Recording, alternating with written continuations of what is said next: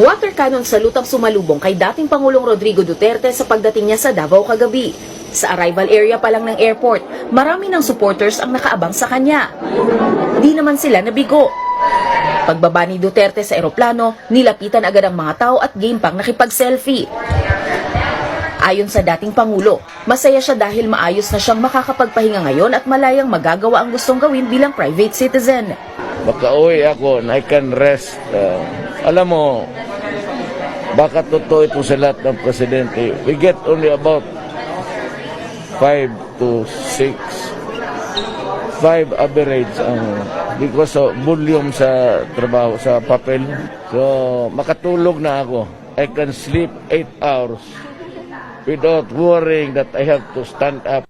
Gayunpaman, handa pa rin daw siyang tumulong sa bansa sa panahong kailanganin siya. Basta yung mga crucial sa ating bayan,